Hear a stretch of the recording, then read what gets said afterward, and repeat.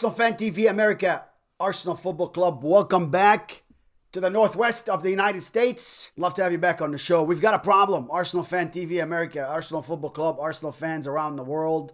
We have got a huge problem. It's called VAR, Video Assistant Referee. That's what it stands for. But I think also it stands for Video Against Arsenal Assistant Referee. So they should be VAR. What in the world is going on? I have to ask that question. For all the fans that really don't care about the game that much and just waste your time with it. No, this is not legit. This is not right. How many times Bukayo Saka has to be fouled in the penalty box? Let's talk about the ones in the penalty box for him to call a penalty or for VAR even to check. Why aren't they showing us the Arsenal goal in the 55th minute in the second half that you called offside? Offside on who? Martinelli? Okay, he looks offside. Maybe his shoulder, but the other player, and the commentator even said it, might be on the same line with him. This has to stop. Why is VAR against Arsenal? That is my biggest question. Is VAR out there to stop Arsenal from winning the league? Do they want Man City to win it? I don't know what they want, but they definitely don't want Arsenal to win the league. Did they just bring the relegation rumors about City and whatnot? And they're not going to be relegated, by the way.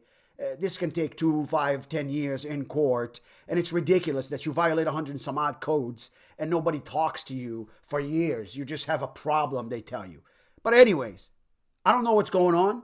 I'm just not happy. As an Arsenal fan, I am not happy. I don't know what Mikel Arteta feels like. People say he's animated on the sideline. He has to be animated. If I was him, I would be pissed. I would tell that fourth referee not to talk to me.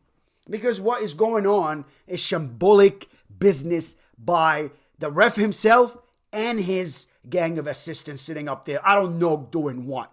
And I'm just asking you to be consistent. Yes, I'm pissed off. And I had to tell you that right up front. So let's go to the game. Here's the thing, though. I expected a change from Mikel Arteta, right? But I didn't expect the change to become Eddie Nketiah. I thought that Martinelli will sit down or sit out because he did not look sharp the past couple of games. So I thought he would sit out, and I thought that Trossard would start in his position. However, this did not happen, and Trossard started as a false number 9. What is a false number 9? He's not really a number 9. He's not the striker, but he's the one that fills in that space when the team going forward.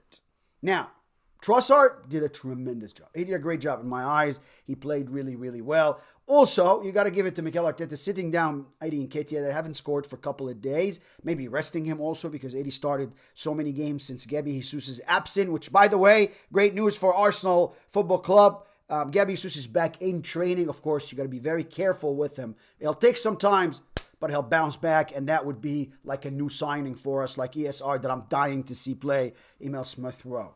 Anyways, go back to the game. So starting lineup, that was the only change, but let's just go through the starting lineup real quick. Ramsdale, number 1 in your goalkeeper. Today, I thought he was really, really good again on the ball. His movement, he creates space for the defenders. He moves, left and right. Creates that, another player for you. So you're not only 10 outfield players, you're now 11 because he really pushes up and he really moves to create passes for others and whatnot, create space for others. So very intelligent. Ramsdale, number 1 in goalie today. Right back, benwhite. Left back, Zinchenko. In the middle, William Saliba and Gabriel. Of course, as we know now, we always see it. They start like that, and then Zinchenko will go up. So he would be the second holding midfielder next to Jorginho, of course. And then Granit Xhaka will go to the left. So let's just continue with the starting 11. In the middle, Thomas Partey was on the bench. Okay, maybe he's just back from injury. Maybe we're rushing Thomas Partey. Maybe he needs time to recover. That's fine. Jorginho came in. Again, great game by him. Next to him was Granit Xhaka on one side and Odegaard on the other side. And they sat like a triangle. But Granit Xhaka will go up. And then Zinchenko will tuck in from the left-back position to become the second holding midfielder next to Jorginho. And we see Arsenal and Man City both play that way. Also, sometimes Bayern Munich does the same thing. Anyways, our wingers, Bukayo Saka kept his starting position. And on the other side, Martinelli came back to start. Trossard started the last game. And Trossard was through the middle. And that was sort of your 4-3-3 formation on paper. I thought that the Arsenal players did well. I thought that we played really together. The fluency of the football was great. The pass and go was great. Going to sides was great. Trying to penetrate didn't happen a lot, but you know, it's the only thing you have to really, from a coach standpoint, the only thing you have to think about is how other teams are going to adapt to the way you play. Because certainly, if they know exactly what you're doing and they're closing you down and they don't want to score and they're sitting back, then you have to change some things. Instead of just going out wide, I want to see that, intricate passing in sort of on top of the 18, but I need to see somebody penetrating, getting that ball from the top, scooping that ball. Granted, xhaka, Odegaard can do it. Lots of players can do it. I would like to see Bukayo Saka come in more. Don't just stay out wide.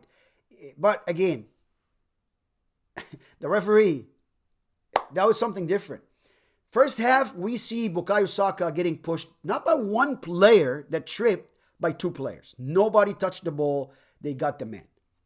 Clear penalty because the Leicester City player himself fumbled. He just sort of tripped on his own self. Okay, so now by doing such, he fell on Bukayo Saka and took him out of the play. That is a penalty kick. Again, VAR where? VAR don't exist. It's really, right now, sort of worrying me a bit because we see it every single game now. Now, it's not every 5 games. It's not every 2 games with Arsenal. It's every single game. There is a humongous mistake. What we're asking you is to be fair with us. We're asking this referees and the FA, look at what's happening. Someone has to be watching these games. Someone has to be seeing these mistakes, and someone is not talking about it, and someone is not saying anything about it. Till when? Till when we're going to shut up about VAR's mistakes? This is just ridiculous. And it's only Arsenal nowadays. I mean, other teams, you'll see it occasionally. But Arsenal, I don't know. It's like they have it out for Arsenal. They don't want them to win the league or something. But we still come out with a 1-0 at the King Power Stadium at Leicester City that were really resilient for the entire game. About 46 minutes, we come in and the first minute of the second half, Trossard on the left-hand side just gets the ball from left to right to between the legs of the defender, makes a beautiful pass to the flying Martinelli that takes a fall while putting it or pushing it far left of the goalkeeper, just like Titi Henry we used to see do it week in and week out before when Thierry Henry was our number 14. What a goal by Martinelli. What a win by Arsenal Football Club. That's when you really work hard to win a game. Arsenal today showed us how hard they can work to win a game. They work together, they play together, and I can't really stress enough how important is a win like that win today at Leicester City at King Power Stadium. We also, of course, saw mancity go out there and beat Bournemouth and beat them 4-1 today earlier. I was very, very happy that we won earlier and we didn't have to go into calculating anything because it looked like Leicester was really, Brendan Rodgers was playing for a draw. But again, like I said, we prevailed on the day. Odegaard did great. Bukayo Saka worked his face off. This young man has to be protected. Has to be protected. It's time for you, Mikel Arteta, to talk about it. Lots of players did good. Willie Saliba, wow, solid in the back. Same thing for Gabriel. Very, very solid in the back. Zinchenko, as a captain today, he captained the side because of the anniversary of what's happening in his country. Unfortunately, hope everything turns out well and hope everything stops. But he was the captain of the day today, and we saw him playing a great game. Granit Xhaka played a great game. Again, if I go through each and every player, Trossard played a great game. benwhite played a great game. Every Arsenal player today did really, really, really well, of course, including Martinelli. We cannot Forget about him. It wasn't going for him the first half, but he came in the second half, and he was very determined. And determination is what matters these days, is what win you Premier League games, and Arsenal were able to do that today. Come on, you Gooners. Midweek, Everton, the one game on hand. Now we have 24. City has 25. We're still 2 points ahead. We're 57, and they're 55.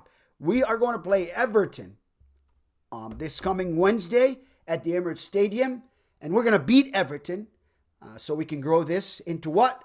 5-point lead, and that's when I'm now comfortable. I don't care what happened in the Man City game, but when we're 5 points ahead and we have the same amount of games, 25 each, we will be, that would make me a lot more comfortable.